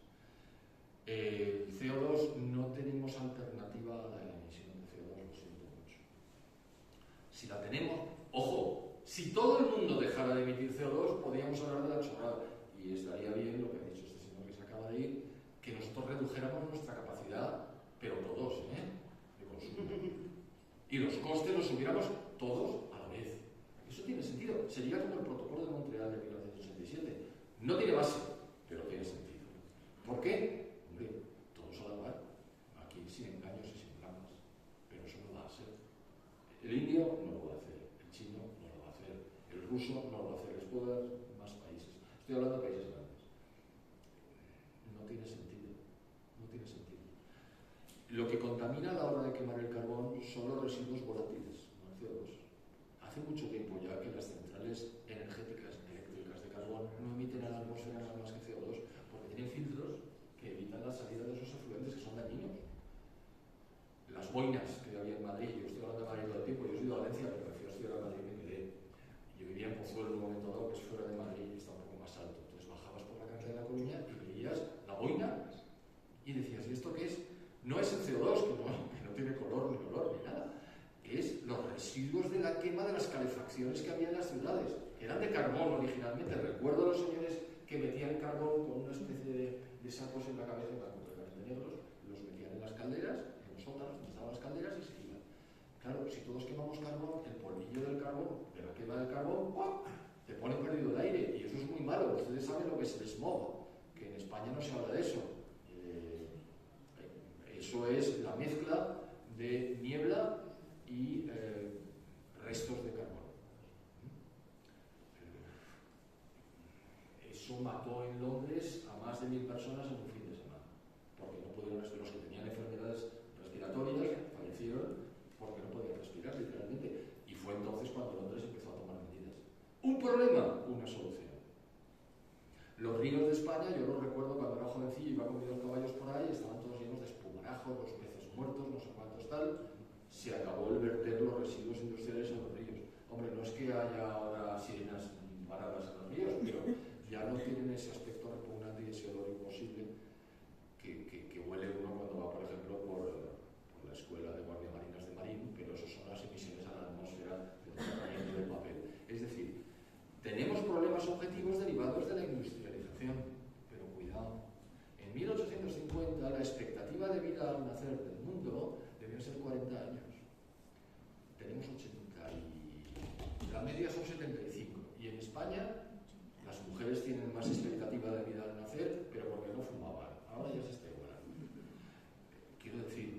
hemos duplicado la expectativa de vida al nacer. ¿No será ese el objetivo que deben de buscar los gobernantes? Hacer vidas cada vez más largas y más plenas.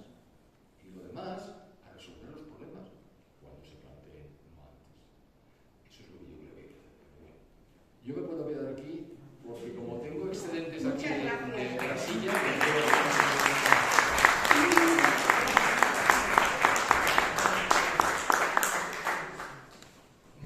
Un segundo, por favor, solo un segundo. ah, sí, bueno, te toca calentar tanto que no vale la pena que te sigas.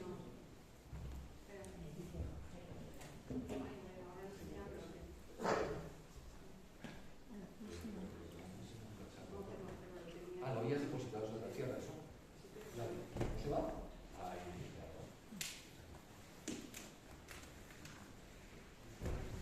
A ver, quería simplemente deciros que el ciclo de conversaciones con luz propia, y hoy me alegra porque dice que hemos de tener luz, y este es un medio para tener luz, porque los ejes de este ciclo son la búsqueda de la verdad, de pie y de la belleza. ¿Vale? Entonces, el ciclo que se llama Conversaciones con luz propia lo encontraréis a partir de, bueno, antes ya estaba, ¿no? Pero a partir de ahora también está en la app de Teruel Contigo. Entonces, os pediría por favor que cuando la veáis cliquéis para que el ayuntamiento vea que hay interés por este ciclo. El que quiera, libremente. Luego, también se publica en los grupos de Teruel de Facebook. Pues yo que sé, hay mucho, la Agenda Cultural de Teruel, Amigos de Teruel Vale la Pena, bueno, hay muchos. Yo lo publico ahí desde hace ya muchos años. Y luego está también en el diario de Teruel, ¿vale? Que suele salir la víspera y el día de la conferencia. Y bueno, avisaros ya de que la próxima conferencia es el 16 de enero, aquí, en principio, a las 19 horas. El título de la conferencia es un poco curioso, pero bueno, cuando los malos dejaron de serlo, ¿vale? Entonces, bueno, este señor es un divulgador cultural, está dentro de lo que podríamos llamar la batalla cultural, además bueno, también hace programas en televisión, va mucho por los colegios, conferencias en los colegios, y luego también hace, ¿cómo se llama esto? Ahora no me sale la palabra, es cineasta, perdón. Y bueno, ahora ya, para terminar, ahora sí, pues solamente quería deciros